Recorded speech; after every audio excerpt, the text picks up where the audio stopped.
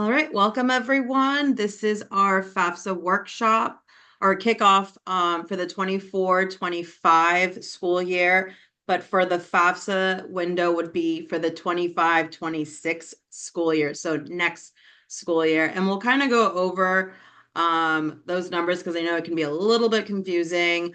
Today we have the counseling team presenting on this. I'm Allison. I am one of the counselors for Cluster 3, specifically for OFY, Acton, Duarte, and San Juan. And then we'll have the rest of the counselors introduce themselves. I'll Hey go guys, next. I'm Melissa. Oh, sorry. No, go for it. I'm Melissa and I'm from Cluster 1, so OFL. My name is Gabby Gonzalez, and I work with students in Cluster 2. My name is Josie Jimenez. I work with students in Cluster 4, Victor Valley, San Bernardino, and San Gabriel Charters. Hi, I'm Kimberly Pinkard. I'm also a counselor with Cluster 1. All right, so what will you learn at this workshop? So this is really to give you the tools and information of what is FAFSA, what is also the CADA, what will you be doing as you're entering your senior year, and what kind of those next steps are. Types and sources of financial aid, essential information about financial aid apps, how to appeal for more financial aid. This is typically something that is done after your award letter is received and after, like, when you know where you're going. Because we don't want to appeal to every single institution. We just want to do it for that one school that you know that you're moving forward with. Summary of financial aid process, and lastly, sources of free help for filing the FAFSA/CADA, which is your counseling team. We will be having a bunch of workshops starting in December. Every single day, one of us will be having some type of workshop for financial aid. And it's really important that you come to one of those workshops and get it filed on time for during that priority window. All right, so we're going to get into types and sources of financial aid. So in this chart, you see that there are 4 different types of financial aid. We're going to start with the fun stuff, which is the grants. The grants is the free money. This is money that you don't have to pay back. Typically, the grants that you're going to see are Pell Grants, that is federal money, and Cal Grants, that is California money. I know that can be a little bit confusing. So Pell Grants, federal, Cal Grants, California money. If you end up going to like an out-of-state school, that Cal Grant money unfortunately does not follow you. But if you're looking into like WUI schools and things like that, then we can kind of look at that a little bit closer. But again, if you have like a very detailed plan, it is important that you have those recurring meetings with your counselors so we can make sure that you have that set plan. And of course, scholarships, that is another layer of free money. This sometimes requires a little bit more work on the student's end of finding it, submitting the required documents or things required for that specific scholarship. Some scholarships can be very easy where you just write like 1-page essay and submit that, but typically it'll probably be a little competitive to get into. So look into the requirements. You could start doing this as early as like 13 years old. Most of them that I've seen start at 13 years old. So look at those requirements. You don't need to wait until your senior year to start doing this.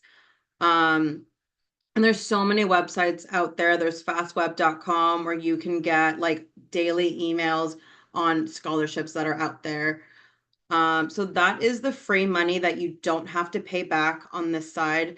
And then on this side, the loans. Loans are something that you do have to pay back. So that is a loan typically from the federal government saying we can loan you that money. That is typically, if you need to borrow money, that is typically the one that you probably should do. There are private loans that you can get through your credit union or your bank, but those tend to have higher APR rates and things like that.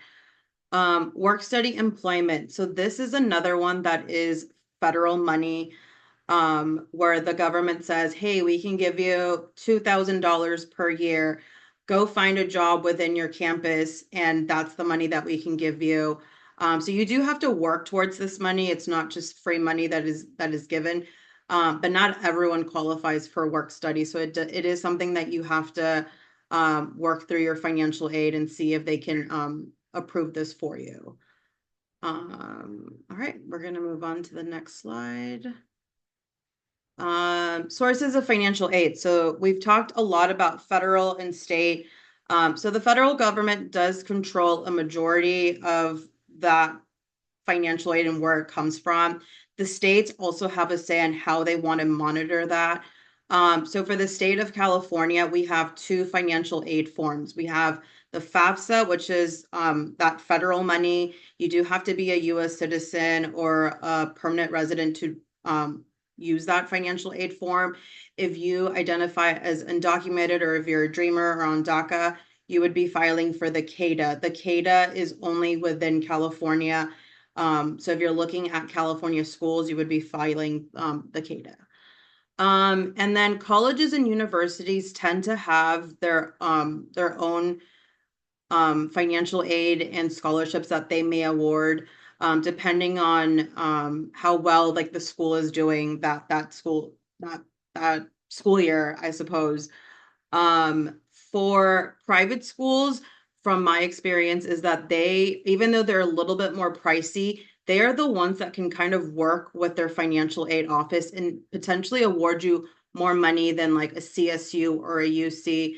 Again, talk to your counselor, because every student, depending on their finances and like where you're going to and where you're applying to, all of that are major factors when it comes to seeking out that free money that is out there. Certain employers, I have quite a few students that work for Starbucks. A lot of them, I believe if you're a full-time employee, maybe part-time too, if we have any Starbucks employees, let me know. They offer free ASU online college. So that is definitely a free way or a great way to seek out a free college education. And I think like Target and Walmart are also doing something similar. I think even McDonald's is offering something like that. Private sources, so this would just be like kind of like scholarships, finding those things because there can be several layers to that. All right. We're gonna move on. Okay, so this one it's a lot. We're gonna focus specifically on the Cal Grant and the Pell Grant.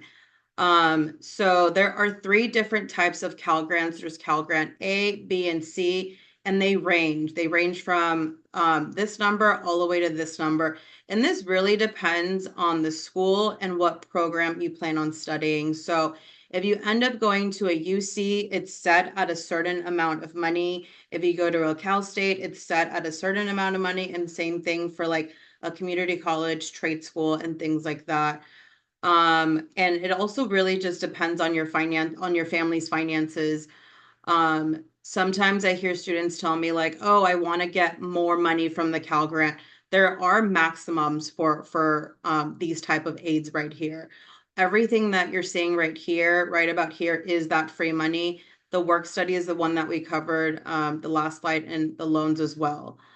And then the Pell Grant is that federal money that we were talking about. The maximum for Pell Grant is that $7,395, and then potentially a little bit higher for this upcoming school year.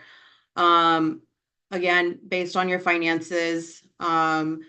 And what we always say is like, we won't know what money you're going to qualify for until you submit that FAFSA, and then the school pulls, the colleges pull that information, and then they see where your parents' finances lie within all of that information.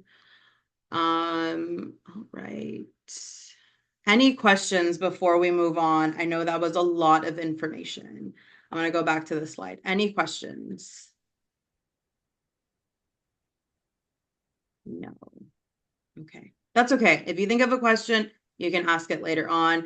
I'm going to switch it over to Miss Gabby. Hello, everyone. So I'm just going to be covering some quick essential information about financial aid applications. So again, the financial aid application that you file is what helps the state and the federal government determine how much aid you qualify for, right? So there's two applications that you can file. depending on your specific situation. If we can go to the next slide.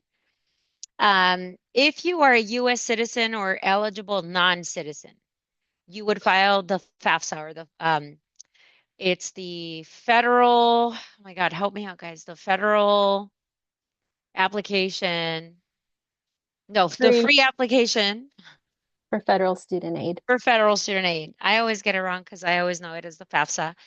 And then the CADA is also available, as Allison was mentioning. If you do not have a social security number, or maybe your social security number was issued because you filed for DACA and you've like renewed that.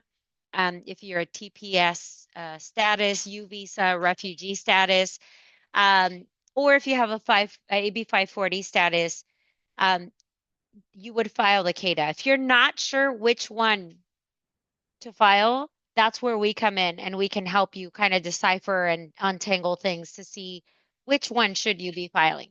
Okay. So we're gonna move to the next slide here.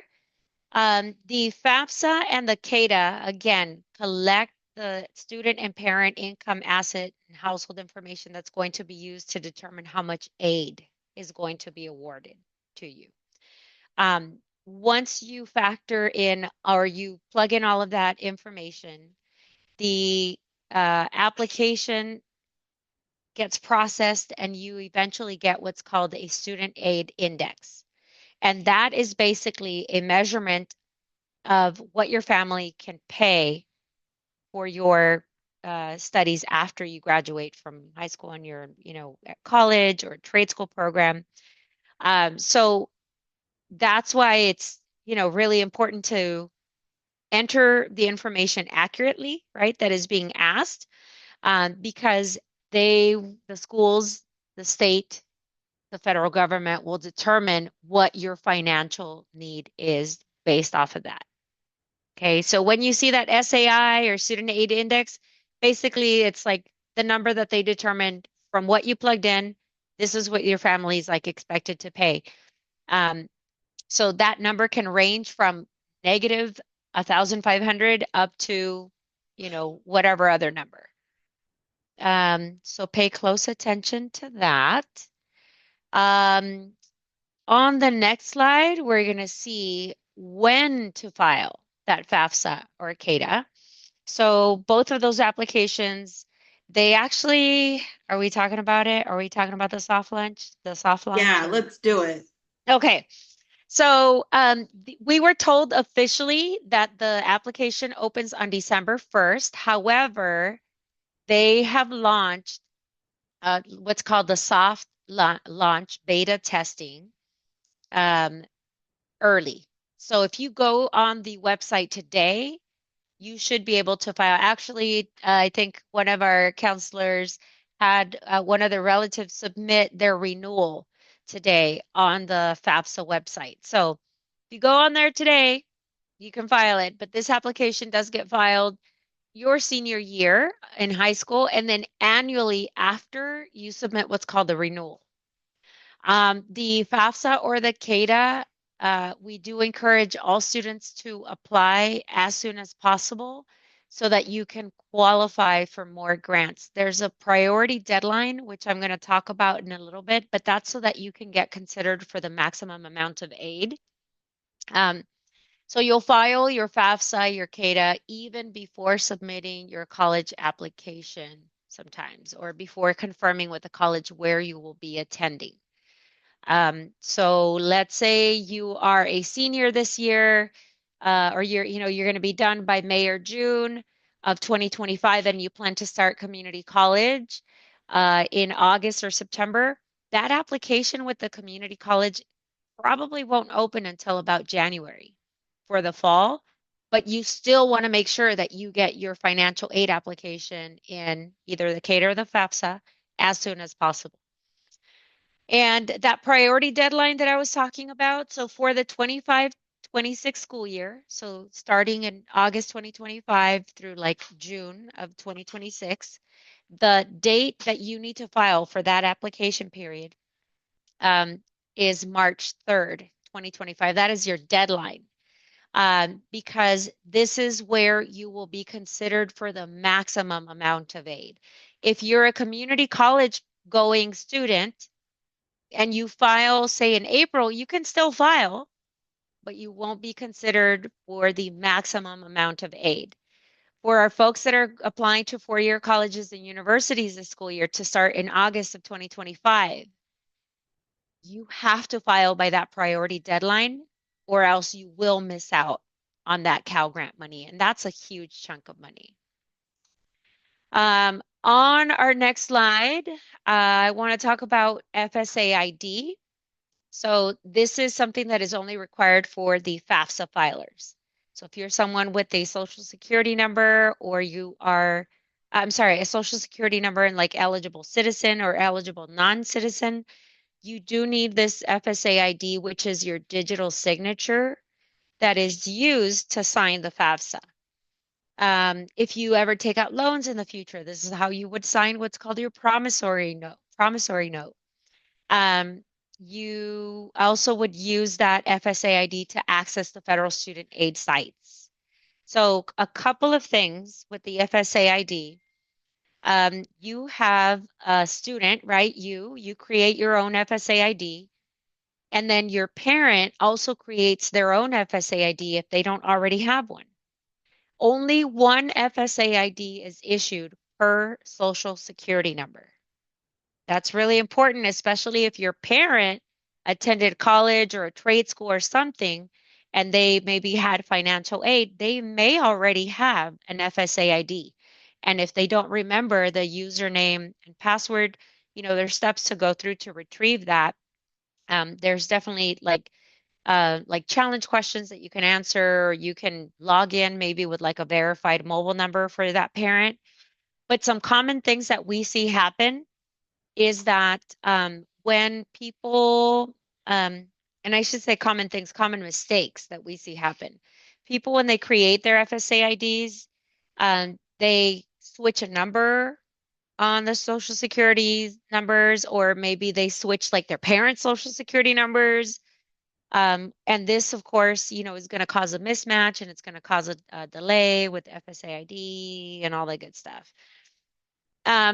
The parent does sometimes create an FSA ID for students. We don't advise of that or for that, because they maybe create a password that the student has no idea, and then they have to go through like the retrieval process because nobody remembering what that password was. Or sometimes we have students create the FSA ID for parents, and the same scenario type of situation happens, right? So you want to make sure that you avoid those common mistakes by having everyone set up their own FSA ID and kind of being responsible for their own stuff. So I'm going to pass it off to Kim now, who's going to be talking to you about where to file these applications. Thanks, Gabby. So as mentioned before, there are two different forms, and depending on your citizenship status, if you do have a social security number and are an eligible non-citizen, or you're a citizen, you will file at studentaid.gov. Otherwise, you would file at the dream.csac.ca.gov. And one important thing to know is I always say, make sure you're on a .gov. Right? You need to be on a government website. There are websites out there like FAFSA.com. That's not where you want to be. So make sure always that you're at a .gov. And one thing that's new after you log in, which this is what the login screen looks like here on the slide, is there will be a required consent. And when you consent, you are consenting to your tax information or your parents' tax information being able to be pulled from the IRS website, which does make some of the future slides where your information is expected to be inputted a lot easier, because it is auto-populated onto that form. If it's not able to be pulled from that website, that's okay. There is a process of manually entering that information. But, when you're consenting, you are consenting to being eligible for federal student aid and receiving that SAI report that Gabby mentioned earlier, which is the report that states what funding you are eligible for. So that's what you're consenting to, is, you are You're going to get that information back based off of your family income that tells you what aid you're eligible for. So these are the different sections of the FAFSA. I'm not going to read them. You can see them here on your screen, but we are going to highlight the ones in red where some changes have been made within the recent years. So one is under school selection. So you used to only be able to add up to 10 schools. Now you can add up to 20. So if you are casting a wide net and applying to many, many colleges, you can add them all here. You're filling out your FAFSA usually before you know where you're going to be attending school that next year, and that's okay, right? You can list all the possibilities here. And it is a search engine, so you don't have to put in everything. You can put in California, and let's say you're planning to go to Fullerton College. You can put in California City Fullerton search, and it should pop up. Or you can put in California Fullerton College under the school name search, it should pop up. So use that search engine because your school will pop up on that list if they are a school that takes financial aid. If you need to make corrections to this list, like you entered 20, but you have another school you're applying to, and you want to remove a different school, you can do that even after you submit your FAFSA. You can go in and make that correction if you need to. And then the other sections that had some changes, the dependency status, which there's now a question about if you cannot receive information from your parents. So let's say you don't have contact with your parents for over a year, I think it is. There's no way for you to receive information from them or enter their information. There is a question where you can say, it's not possible for me to enter information from my parents. Of course, that would need to be like a very special circumstance, but that is a possibility if there really is no contact with the parent and no possible way to enter their information. And then the other new item is under parent demographics. So this is where you can add your parents' information, where they will be invited by FAFSA to come in and fill out their section of the form. So you'll enter your parents' information with their email. Your parent will get an email from FAFSA or from CADA inviting them to come in and fill out their section, including like their financial information, so that they can fill out those sections on their own or with you or, with us as the counselor, but they're getting an invitation to access your form as well. And those are some of the recent changes made. Okay.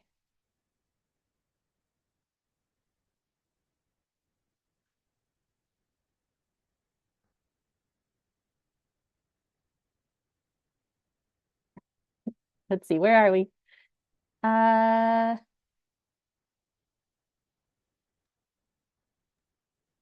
The presentation slides have taken a life of their own. Okay. All right, we can go over foster youth. So most students are considered a dependent student, even if you're 18. Only a few special circumstances will qualify you as an independent student. So if you are considered a dependent student, that means you do have to enter in information from your parent or have your parents' information. Of course, there are exceptions to this. One of the exceptions is being a foster youth. So if you are a foster youth, even if you were in foster care for one day since turning 13, you will select yes, you have been in foster care. And that would qualify you to be an independent student. Even if you've been adopted or there's been a reunification, even just click yes if it's one day in foster care since turning 13. This is another way you would qualify as an independent student if you were an emancipated minor. So this is obviously something that would have had to go through the court system. But if you are an emancipated minor, it says as of today. So as of the day you're filling out the FAFSA, or if you were an emancipated minor before turning 18, you would qualify as an independent student. Okay, legal guardianship. So this is important to know because, you know, there may be special situations where you're living with a grandparent or an aunt or someone else, but that person may not be your legal guardian. So how do you know if that's maybe your legal guardian, if it's not? So legal guardian would be you have that court paperwork saying that this is your legal guardian, even if it's not your parent. And that would also qualify you to be considered an independent student. Another way that you would qualify as an independent student is if you were found to be homeless or unaccompanied anytime after July 1st of 2024. So we're going to break down what that means. You know, homeless or at risk of being homeless might mean you are sitting in a hotel or a motel, maybe staying temporarily with another family. Unaccompanied would mean you're not living with your parent or legal guardian. And then youth is anyone under 24. So you might think under 18, but by FAFSA's definition, a youth is anyone under 24 years of age. And again, this is another way that you would be considered an independent student. And Josie is our next presenter. Hello, everyone. So I wanted to start by going a few definitions that are going to be appearing here on the FAFSA application, primarily as it regards to parents and persons that are going to be contributing information to FAFSA. Next slide. Wait, let me go back. If you can go back. Sorry. Okay, so most of the students that we're going to be working with are going to be completing information that includes their parents. As Kim said, even if you're over the age of 18, unless you're considered an independent person, like you have children of your own, you're married, you're in foster care, or you meet other special circumstances, you will need to include information from your parent on FAFSA, even if you don't live with that parent. So it's important for you to remember that. We talked a little bit about that earlier. So if the parent has provided at least 50% of your support, even if you live with them or if you don't live with them, you do have to provide some of that financial information on FAFSA. Okay, now on the next slide. So who are some of the circumstances that we see when we are working with our students? Some of our students live with their grandparents, their aunts or their uncles, older brothers and sisters, or foster parents or guardians. But remember that if they have not legally adopted you, you will not include their information on FAFSA. You will only include these folks if they have legally adopted you. If not, you will include the information from your parent that provides support. Okay, next slide. So you want to make sure when you're working or talking with your parents, and parents, if you're in this call as well, make sure that you understand that we are using the tax information from 2023, not 2024, but 2023. We call it the prior year, okay? We want to make sure that FAFSA is based on the income and the tax information that is coming from your taxes from 2023. Even if you've already completed your taxes for 2024, you would not include that income for evaluation on FAFSA. And please be reminded that if your income has changed dramatically from the time that the student has applied for financial aid to the time that the student actually goes to school and selects the college, you can file an appeal with the College Financial Aid Office if there has been a dramatic change in the family circumstances or the family income that was reported on the original FAFSA. Next slide. Students working with your counselor, you're going to see a page like this. And this is how Kim and Gabby were talking about. You're going to be creating, in some cases, it's called an invitation. So you're going to be thinking about inviting your parents or your contributor or whoever is going to be participating or filling out this form to participate in this process with you. And this is kind of what it looks like. When you come to this appointment, you're going to include your parent's name. You're going to need an email and a social security number for that parents. So if you have two parents that you're going to list, you're going to indicate that information for both of them. Now, primarily, a lot of this is going to be done independently with you and your parents. However, we, your counselors, are going to lead you through the process the best we can and help you as much as we can along the way. Okay. But this is kind of what it's going to look like. All right. Next slide. And Josie, I'm sorry, Yes. before you move on, I just want to like point out on the previous slide, it asks, and you mentioned it asks you for the parent social security numbers. Yeah. And if you move, can you go back to the previous slide? We do have some students that do not, that parents do not have social security numbers. So don't freak out, because there is that little box that you can see there. My parent doesn't have a social security number.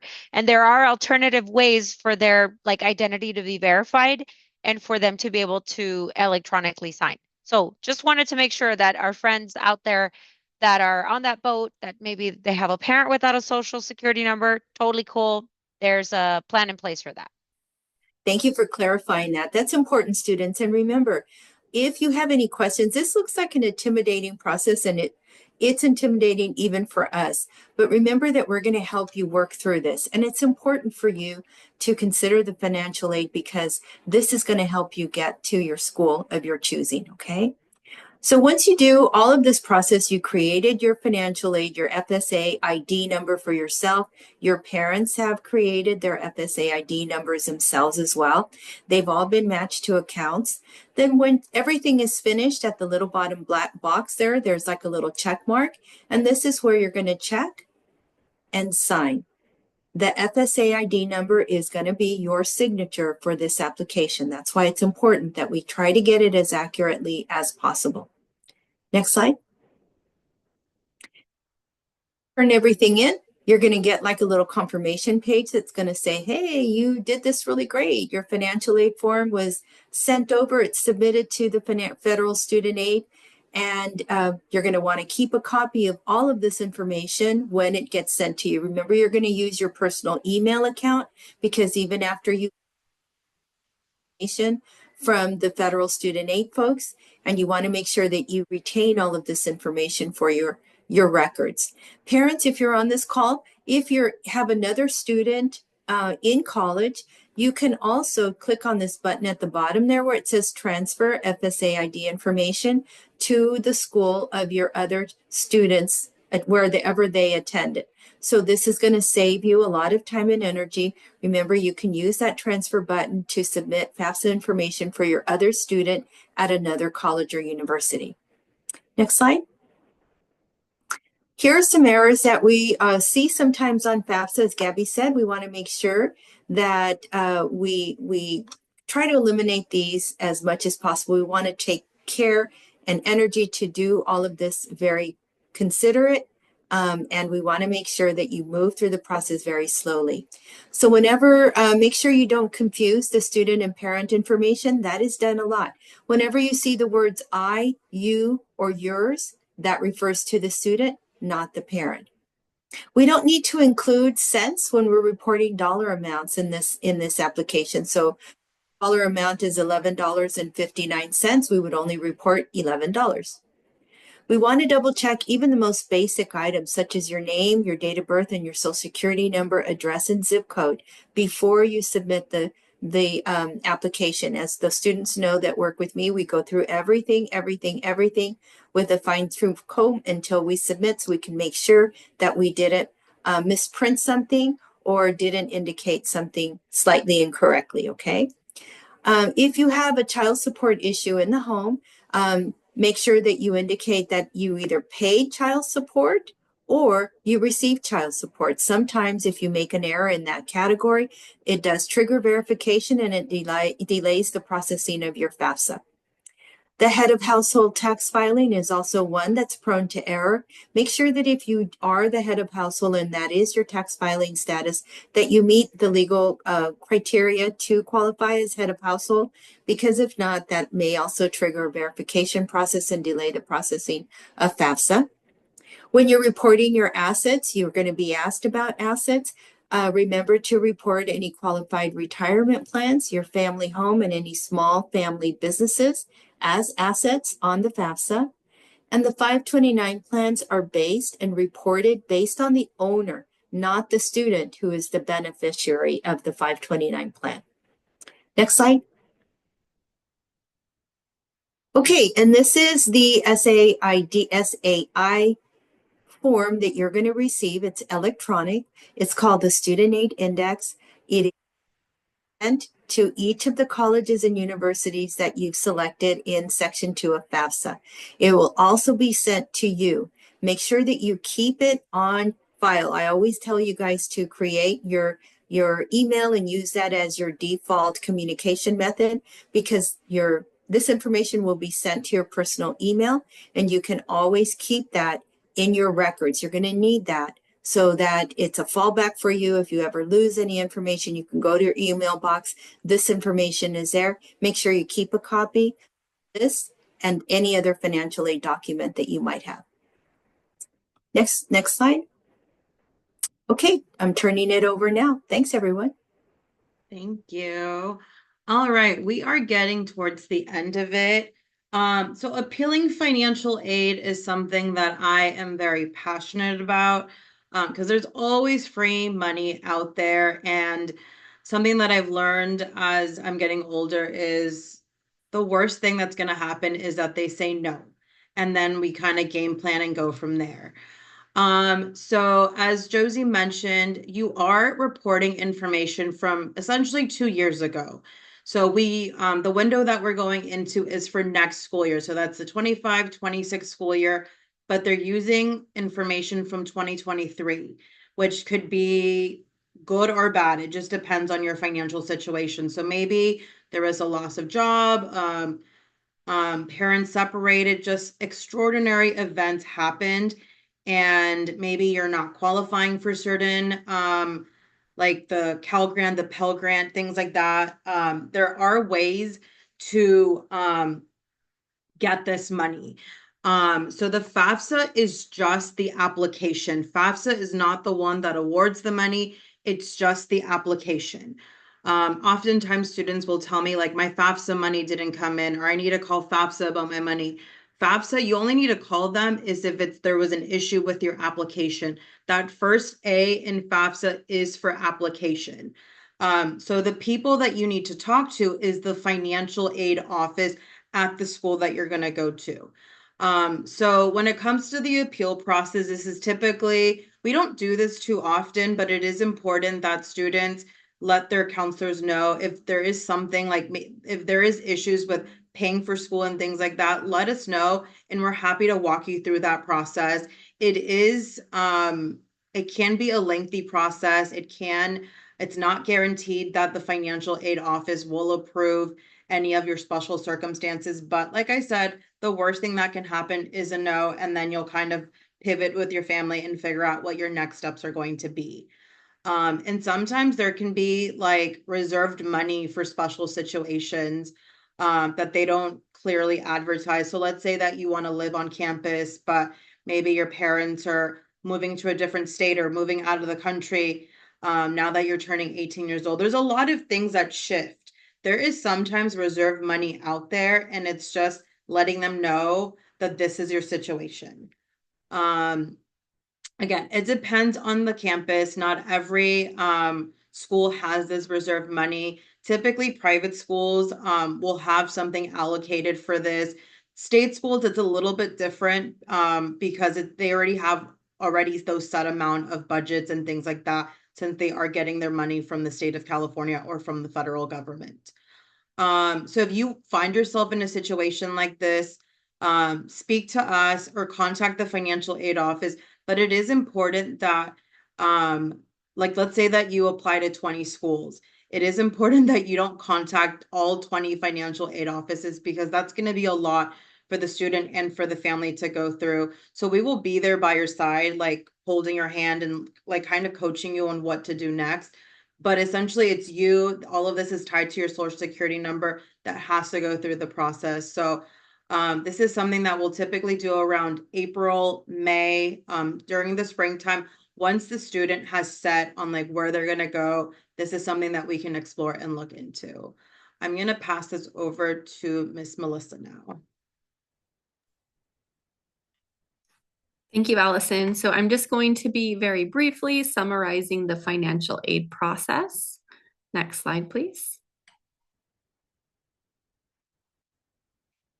All right, so these are the steps as we've already mentioned. So starting today, the student and parent can each create an FSA ID, or maybe some of you already have. You're going to check the college deadlines.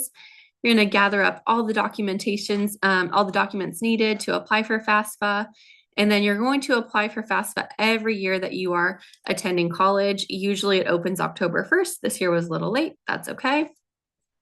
You're going to sign the FAFSA. You're going to save a copy of that confirmation page.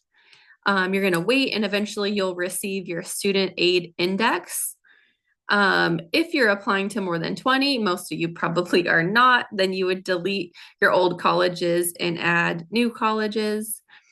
If, like Allison said, you have a special circumstance and you need to file an appeal, that would happen at this time. And then you're going to submit the required documentations required by FAFSA. And then finally, you will receive financial aid award notification from each college that you're applying to. Next slide, please. So students' responsibility, the student is responsible for completing their FAFSA or their California Dream application. The colleges are going to be the ones to determine your award and your aid if you attend that school. So students, another big responsibility for you, make sure that you're checking your email and you're responding to any messages that you receive. Remember, if your application is incomplete, that means no money. So make sure you are staying on top of it and making sure you complete it. I will pass it back to Allison, I believe. Yes, but we're gonna have Gabby go really quickly as she's gonna talk about CalKids.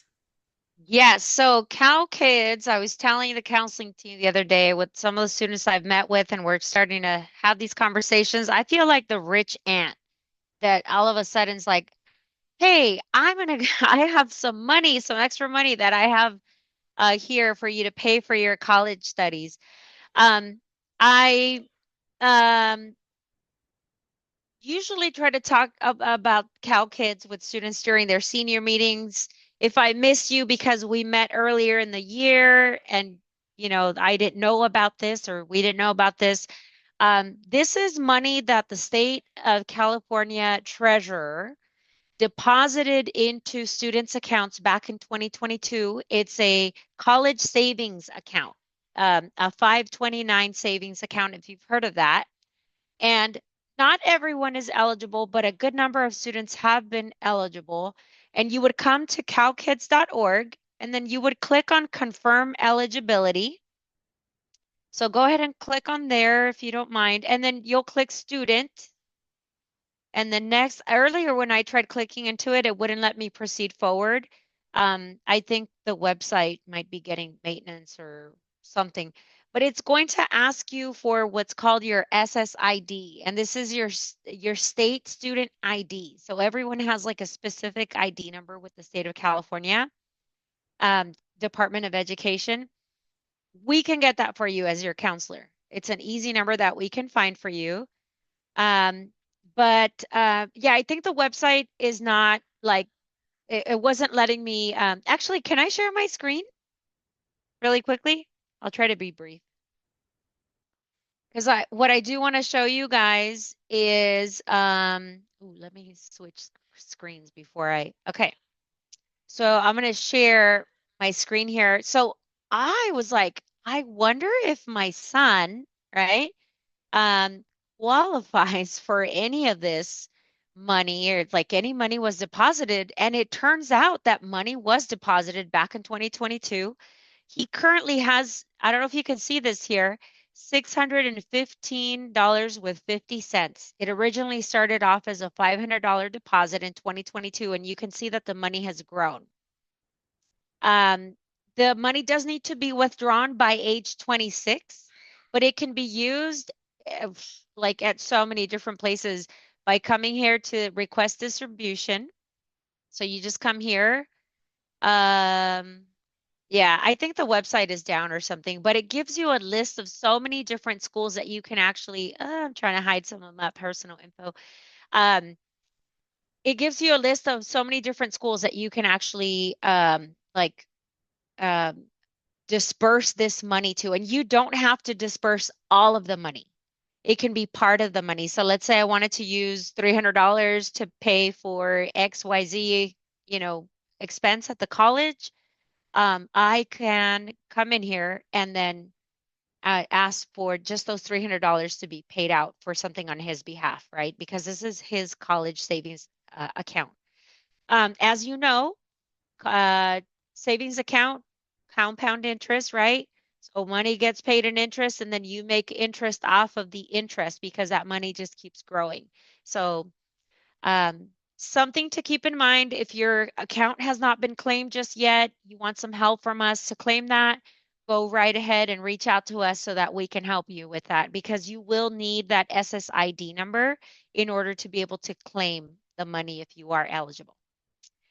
Thank you. Thank you, Gabby. All right, so we are wrapping up. And as we mentioned, this is our kickoff night, and we are going to have a workshop every single day starting, except for the weekends, because we do like our breaks.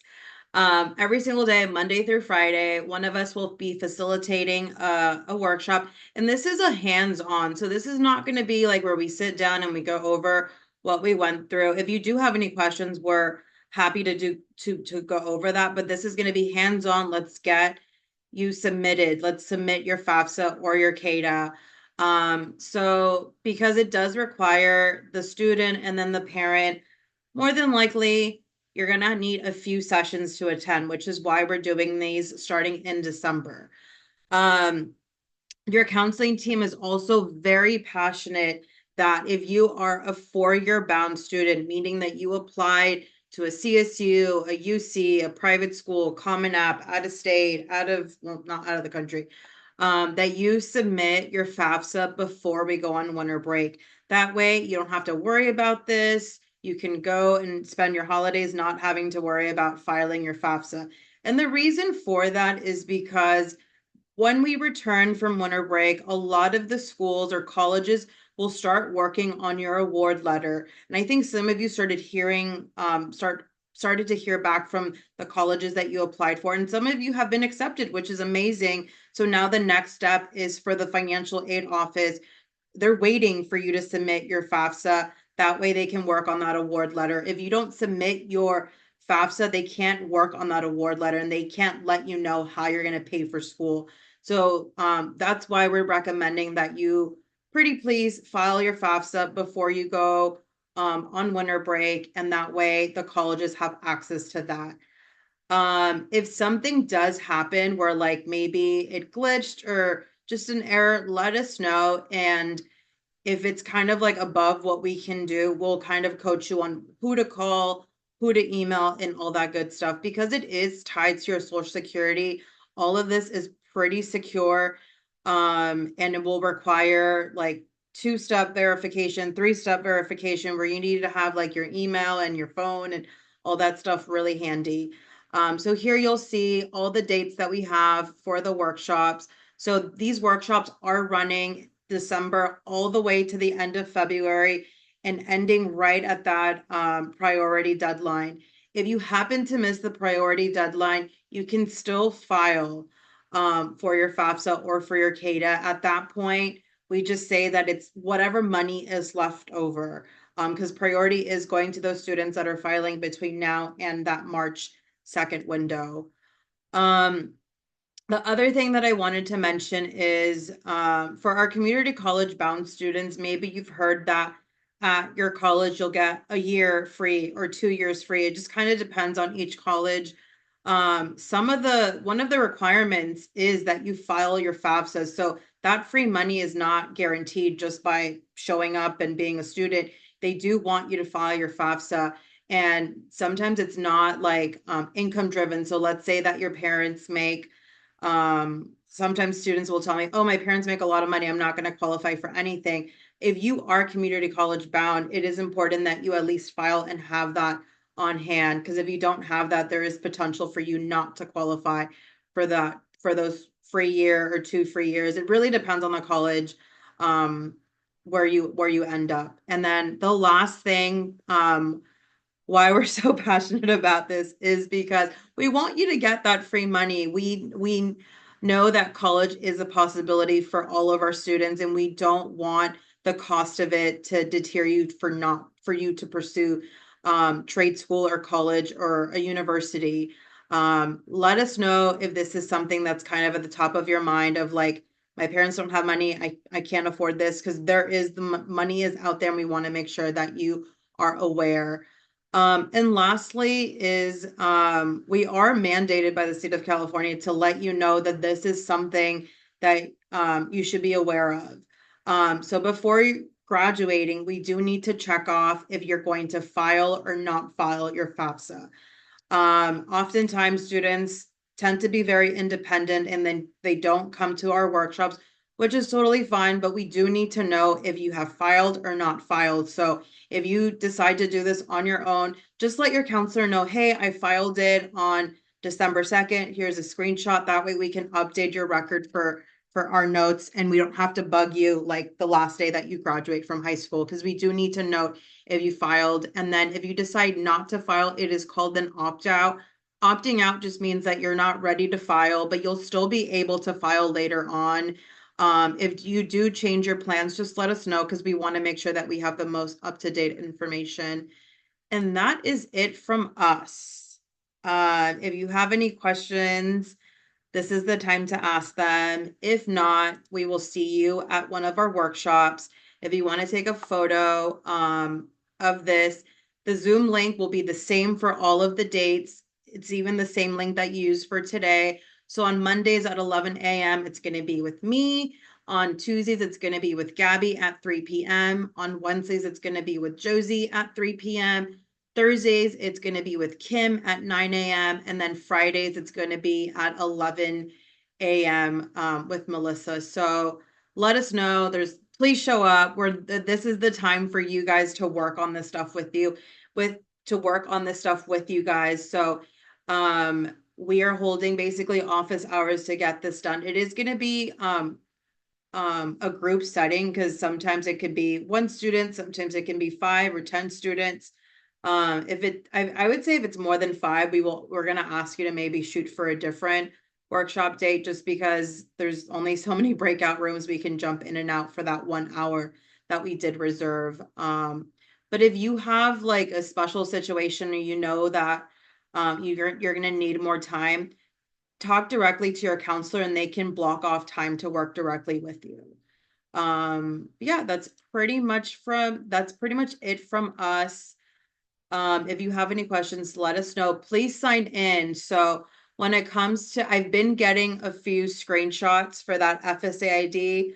Bless all of you for doing that. I don't know if like that speaker is a hot commodity or that Stanley is a hot commodity, but we will be mailing that out probably when we get back from Thanksgiving break. So around early December, we'll mail out that stuff. So for FSA ID, for our FAFSA filers, for that raffle, let me unshare, and then let me stop recording.